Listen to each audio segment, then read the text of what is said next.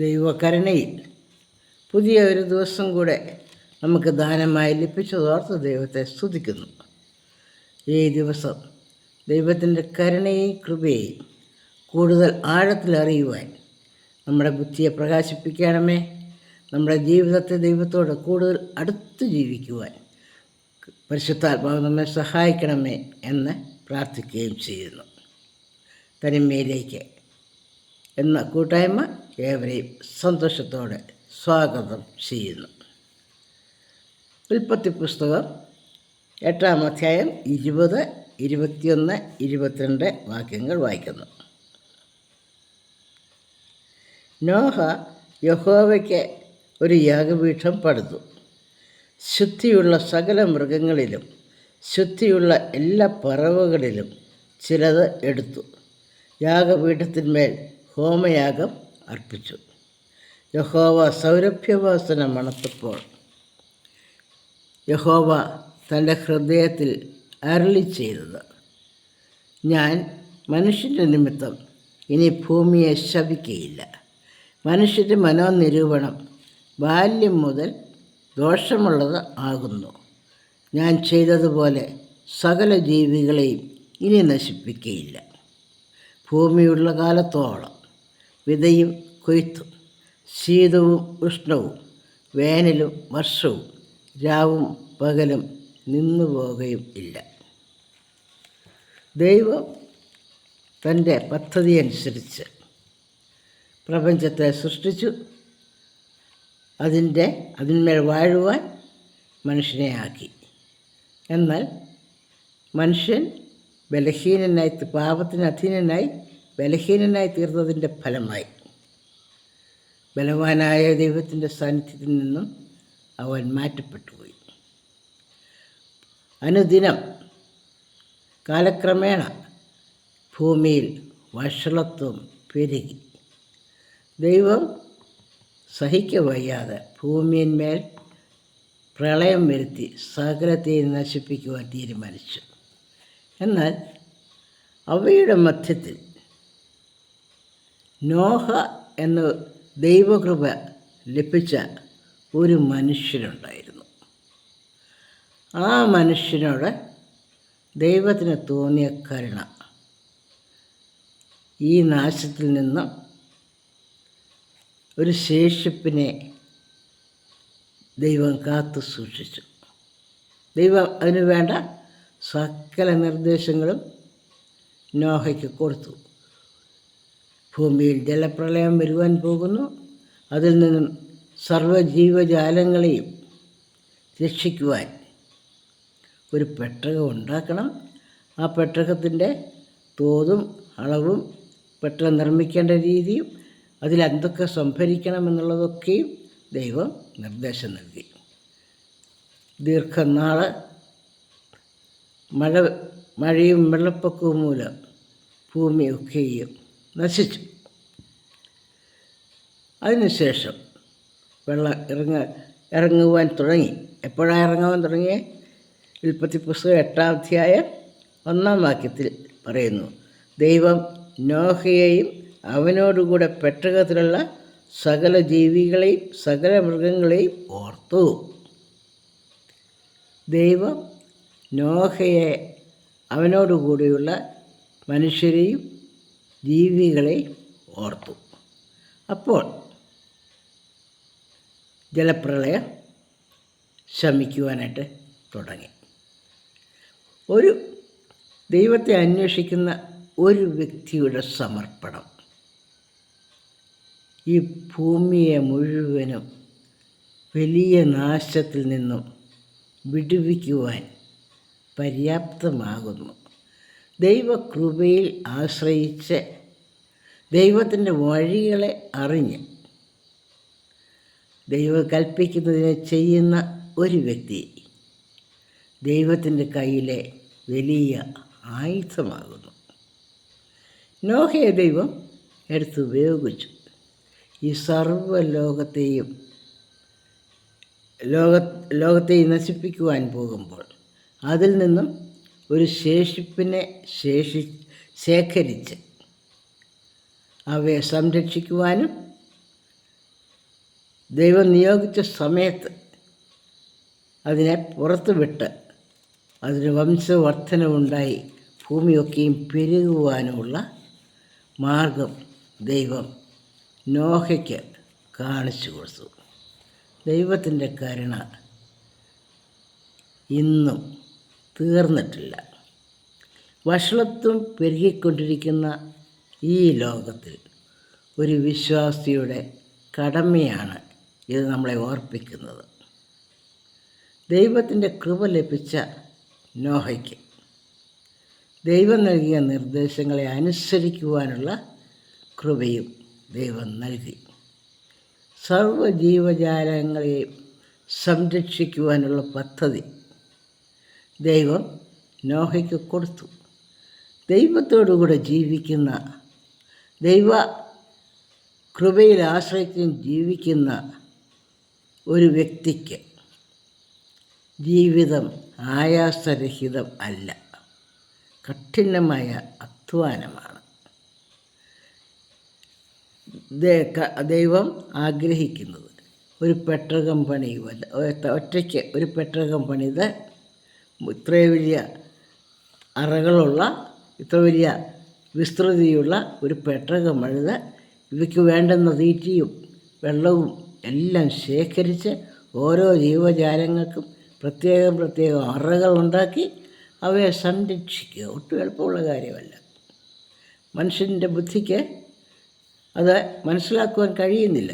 ഒരു വ്യക്തി ഇത്രമാത്രം അധ്വാനിച്ച് ഇത്രമാത്രം ദൈവിക പദ്ധതിയോട് ചേർന്ന് ബുദ്ധിപരമായി കാര്യങ്ങൾ നിർവഹിച്ചു എന്നുള്ളത്.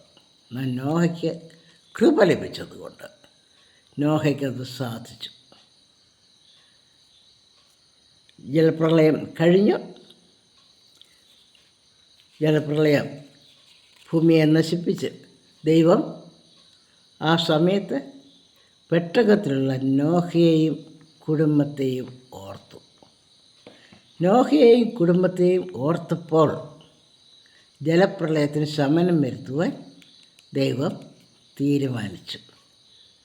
നമ്മുടെ പ്രാർത്ഥനകൾ, നമ്മുടെ യാചനകൾ, നമ്മുടെ മധ്യസ്ഥ പ്രാർത്ഥനകൾ, ലോകത്തിൻ്റെ നന്മയ്ക്ക് വേണ്ടിയുള്ള നമ്മുടെ തീഷ്ണതകൾ ഒന്നും ദൈവസന്നിധിയിൽ വൃഥാവാകുന്നില്ല എന്നിവിടെ ഓർപ്പിക്കുകയാണ്.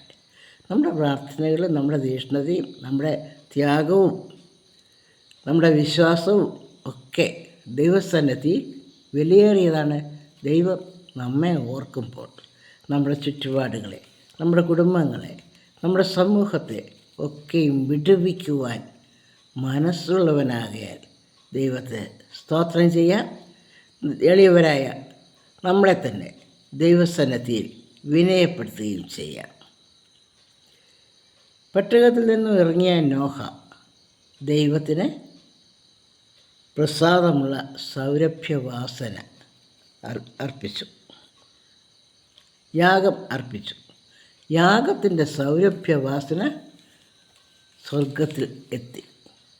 ദൈവം സൗരഭ്യവാസന മണത്തപ്പോൾ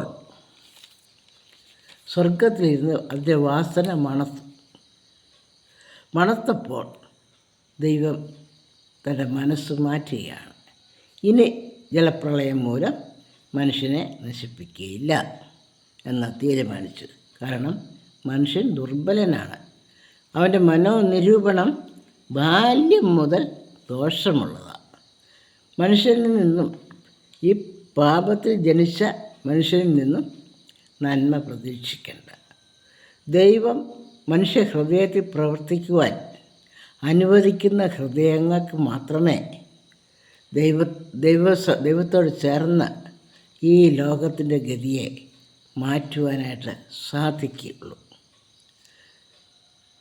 ദൈവത്തിൻ്റെ കരുണയിൽ, ദൈവത്തിൻ്റെ കൃപയിൽ ദൈവം ഈ തൻ്റെ സൃഷ്ടിയൊക്കെയും പരിപാലിക്കുവാനുള്ള പദ്ധതി ക്രമീകരിച്ചു തന്നു.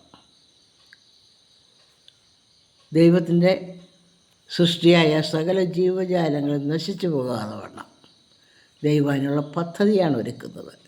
22-ാം വാക്യത്തിൽ ദൈവം പറയുകയാണ്, ഭൂമിയുള്ള കാലത്തോളം വിതയും കൊയ്ത്തും, ശീതവും ഉഷ്ണവും, വേനലും വർഷവും, രാവും പകലും നിന്നു പോകുകയില്ല. ഈ ഭൂമി ഉള്ള കാലത്തോളം നിന്നു പോകാത്ത കാര്യങ്ങളാണ് ദൈവം ക്രമീകരിച്ച് നമ്മുടെ കയ്യിൽ തന്നത്. ആ പദ്ധതിക്കനുസരിച്ച് നാം ജീവിക്കണമെങ്കിൽ നമ്മുടെ പ്രവൃത്തികളെ ആ പദ്ധതിക്കനുസരിച്ച് ക്രമപ്പെടുത്തണമെങ്കിൽ നമ്മുടെ വശത്തു നിന്നും സഹനവും ത്യാഗവും എളിമയും ഒക്കെയും ആവശ്യമാണ്. എല്ലാം ശുഭകരമായ ഒരു അന്തരീക്ഷം, അങ്ങനൊരു അന്തരീക്ഷം സംജാതമാകുവാൻ ദൈവത്തോട് ചേർന്ന് പ്രവർത്തിക്കുന്ന മനുഷ്യരെ ഇന്നും ദൈവം തേടിക്കൊണ്ടിരിക്കുക. ലോകത്തിലെ ഭൗതിക വളർച്ചകളൊക്കെയും നശിച്ചു പോകും, മാറിക്കൊണ്ടിരിക്കും. വലിയ വലിയ സൗധങ്ങളൊക്കെയും പണിത് വലിയ പദ്ധതികൾ ആസൂത്രണം ചെയ്യുന്ന മനുഷ്യൻ്റെ മനോനിരൂപണം ഒരു ഭൂമികുലുക്കത്തിൽ നശിച്ചു പോകുന്നില്ലേ? ഒരു പ്രളയത്തിൽ എല്ലാം കെട്ടുപോകുന്നില്ലേ? ഒരു ചുഴലിക്കാറ്റിൽ സകലതും തരിപ്പണമാകുന്നില്ലേ? എന്നാൽ ദൈവിക പദ്ധതിയോട് ചേർന്ന് സകല സൃഷ്ടിയെയും കരുതിക്കൊണ്ടുള്ള മനുഷ്യൻ്റെ പ്രയത്നത്തിൽ അവൻ തളരുന്നില്ല. ഭൂമിയുള്ള കാലത്തോളം മനുഷ്യന് ഭക്ഷണം കഴിക്കണം, അവന് സുഖകരമായ കാലാവസ്ഥ വേണം, അവന് ജീവിക്കുവാൻ പ്രപഞ്ചത്തിൻ്റെ വിവിധ ശക്തികളെ ആവശ്യമാണ്. അതുകൊണ്ട് ദൈവം വാഗ്ദത്തം ചെയ്യുകയാണ്, ഭൂമിയുള്ള കാലത്തോളം വിതയും കൊയ്ത്തും തീർന്നു പോവുകയില്ല, നിന്നു പോകത്തില്ല. വിതച്ചെങ്കിലേ കൊയ്യാൻ സാധിക്കുകയുള്ളൂ, കൊയ്തെങ്കിലേ ഭക്ഷണം കഴിക്കുവാൻ സാധിക്കുകയുള്ളൂ. ഇതിനൊക്കെയും നല്ല എഫർട്ട് ആവശ്യമാണ്. പാഴ്നിലങ്ങളെ ഉഴുത് മറിച്ച് അവയെ വെള്ളം ചേർത്ത് നല്ല ചാലുകളാക്കി ആ ചാലുകളിൽ വിത്ത് വിതയ്ക്കണം. വിത്ത് വിതയ്ക്കുമ്പോൾ ആ വിത്ത് സുരക്ഷിതമായിരിക്കുന്ന വിത്തല്ല, ചള്ളയ്ക്കത് ചേറിനകത്ത് വീണ് നിലത്ത് വീണ് ചാകുവാൻ തയ്യാറുള്ള വിത്തായിരിക്കും. അതിൻ്റെ രൂപം മാറും, അതിൻ്റെ ഭാവം മാറും, ഫലമോ പുതിയ ജീവൻ അതിൽ നിന്ന് ഉടലെടുക്കും. അങ്ങനെ വിതയ്ക്കുന്നത് കൊയ്യുവാൻ തക്ക കാലത്ത് കൊയ്ത് മനുഷ്യനും സകല ചരാചരങ്ങളും ഉപജീവിക്കുവാൻ, ഈ ഭൂമി നിലനിൽക്കുവാൻ ഇടയാകുന്നു. വിതയും കൊയ്ത്തും, ഈ വിതയും കൊയ്ത്തും ഒക്കെ ഫലകരമാകണമെങ്കിൽ വ്യത്യസ്ത കാലാവസ്ഥ ആവശ്യമാണ്. ശീതവും ഉഷ്ണവും വേനലും വർഷവും ആവശ്യമാണ്. രാവും പകലും ആവശ്യമാണ്. സദാസമയം പ്രവർത്തിച്ചു കൊണ്ടിരിക്കുന്ന മനുഷ്യനെ അല്ല ദൈവത്തിന് ആവശ്യം.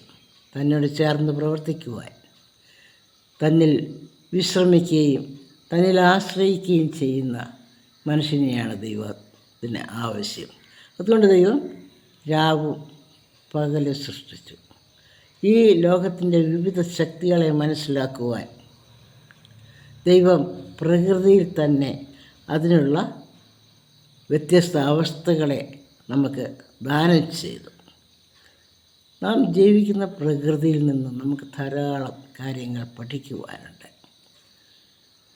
നാം വിതയ്ക്കുന്നത് കൊയ്യാറാകുമ്പോൾ, ആ പക്വത വരുമ്പോൾ നമുക്ക് തരുന്ന ഒരു അടയാളം, നെല്ല് നാം വിതച്ച് അത് വളർന്ന് അതിനെ വേണ്ട വിധത്തിൽ പരിചരിച്ച് അത് കൊയ്ത്തുകാലമാകുമ്പോഴേക്കും, പക്വത വരുമ്പോഴേക്കും നമുക്ക് തരുന്ന ഒരു സൂചന.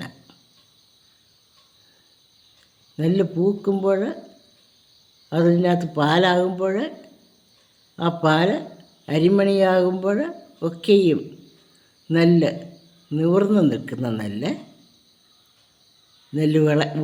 വിളഞ്ഞു വരുമ്പോഴത്തേക്ക് കൊയ്ത്താകുമ്പോഴേക്കും വളയുന്നു. നമ്മുടെ ജീവിതത്തിൻ്റെ പക്വതയെ കാണിക്കുന്നത് വിനയമാണെന്ന് നമുക്ക് ഓർക്കാം. വിനയത്തോടെയുള്ളൊരു ജീവിതം മാത്രമേ പക്വതയുള്ളതാകുകയുള്ളൂ. ജ്ഞാനലക്ഷണമായ സൗമ്യതയാണ് ഒരു ജ്ഞാനിയുടെ ലക്ഷണമെന്ന് യാക്കോബിൻ്റെ ലേഖനത്തിൽ നമ്മളെ ഓർപ്പിക്കുകയാണ്. സൗമ്യതയോടെയുള്ള സമീപനം, സൗമ്യതയോടെയുള്ള പെരുമാറ്റം, ഇടപെടലുകൾ നമ്മുടെ ജീവിതത്തിൽ പക്വതയെ വെളിപ്പെടുത്തുകയാണ്. എവിടെയും ദൈവഹിതത്തിന് കീഴ്പ്പെടുവാൻ ജീവിതത്തിൽ വളഞ്ഞു കൊടുക്കുക. ഞാനല്ല, ദൈവമത്രേ സകലത്തിൻ്റെയും അധിപൻ. എൻ്റെ ഇഷ്ടമല്ല, ദൈവത്തിൻ്റെ ഇഷ്ടം സകല വിധത്തിലും നടപ്പിലാക്കണം. അവിടെ മാത്രമേ ശുഭകരമായ കാര്യങ്ങൾ അവസാനിക്കുന്നുള്ളൂ.